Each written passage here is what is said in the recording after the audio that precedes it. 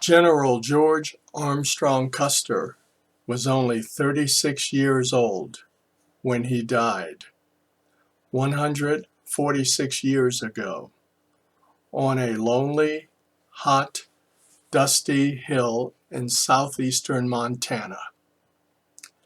Custer and his immediate command were defeated by a group of Native Americans who were bravely defending their lands and way of life. There were no survivors. Many of you were introduced to Custer via the 1941 movie They Died with Their Boots On, in which a rather flamboyant Custer is portrayed by Errol Flynn. The movie, which suffers from inaccuracies, leans more towards entertainment than historical facts. It culminates in the classic scene where the Indians swarm over Custer's last stand hill.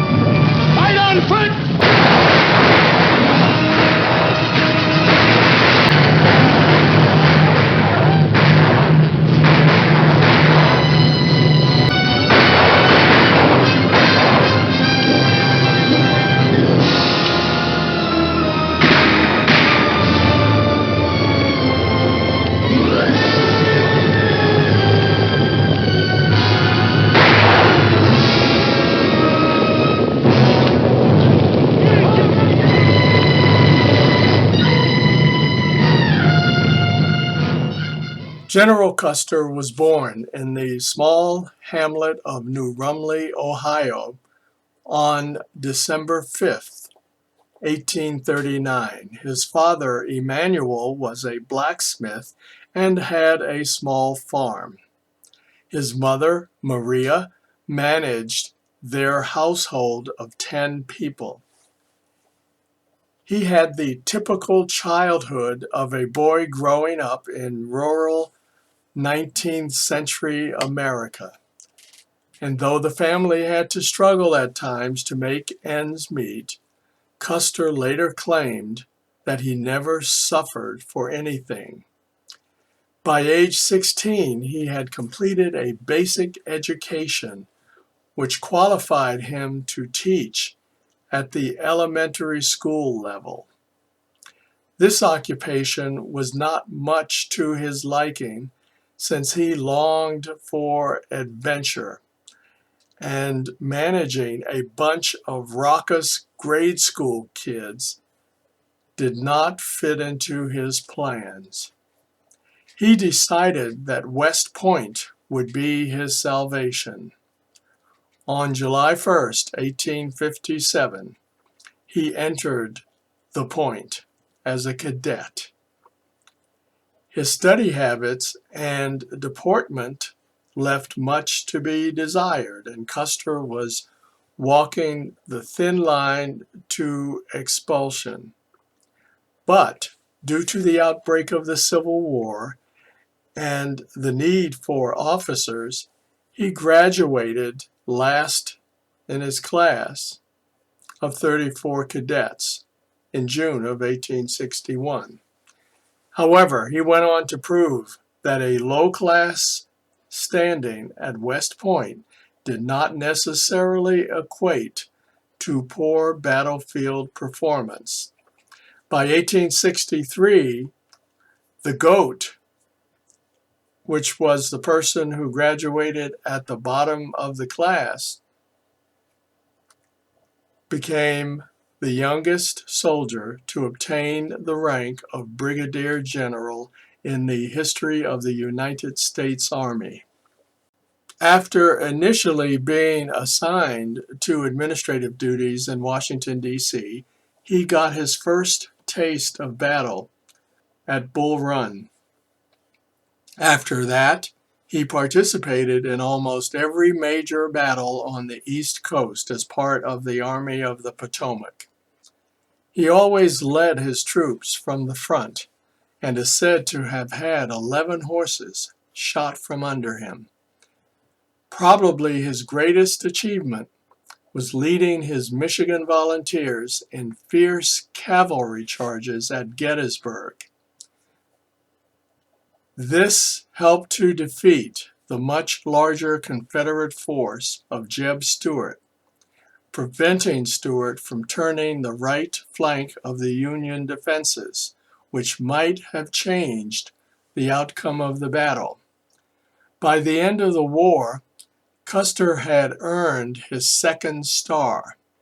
Less than a year later, as volunteer units were disbanded, he reverted to his permanent rank of captain. Because of the low pay, he had thoughts about leaving the Army and pursuing a political or business career. But in his heart, he knew that he was a soldier. Intervention by Sheridan and also President Johnson led to Custer being awarded the permanent rank of lieutenant colonel.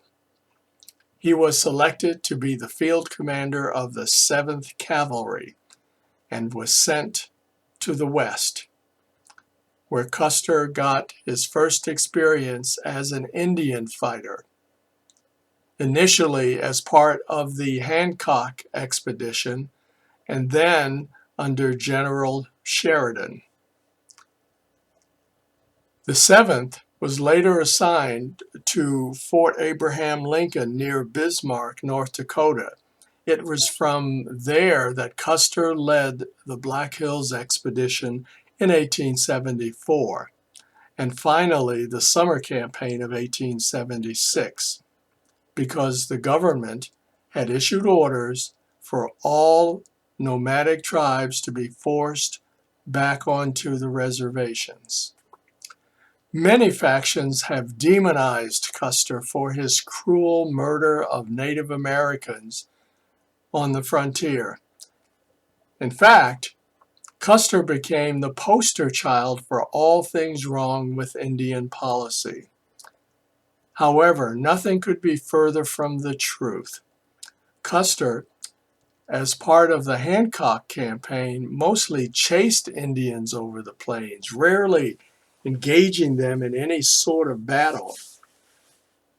His next significant contact with Native Americans was when he was ordered by General Sheridan to attack the village along the Washita River in Oklahoma. In that surprise attack, Custer gave orders specifically for women and children not to be harmed. The Battle of the Little Bighorn was only his second major encounter with the Plains Indians.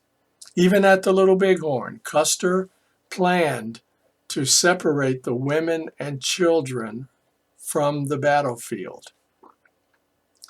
While at West Point, Custer is said to have taken a romantic Fenimore Cooper appreciation of the noble red man.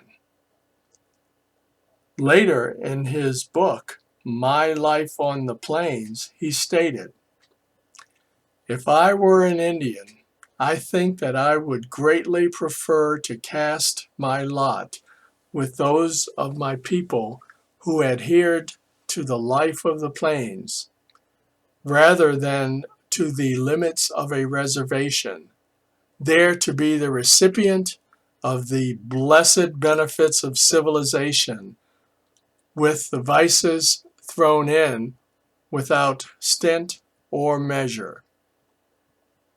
Such was Custer,